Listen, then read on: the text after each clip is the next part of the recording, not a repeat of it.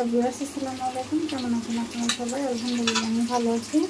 গতকালকে অনেকগুলি ভাত রান্না হয়ে গিয়েছিল। এখন এত ভাত কী করব?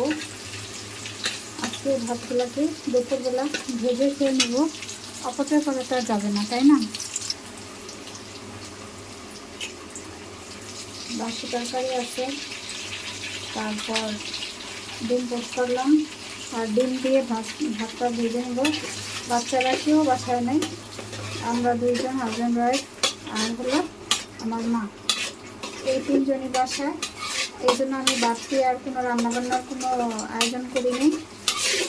বাচ্চারা বাসায় না থাকলে মনে হয় রান্না করতেও ভালো লাগে না। এই যা আছে তাই দিয়ে চালাই নিচ্ছি, আর এতগুলো ভাত কী করবো, এই জন্য ভাতগুলো তুলতে নিচ্ছি।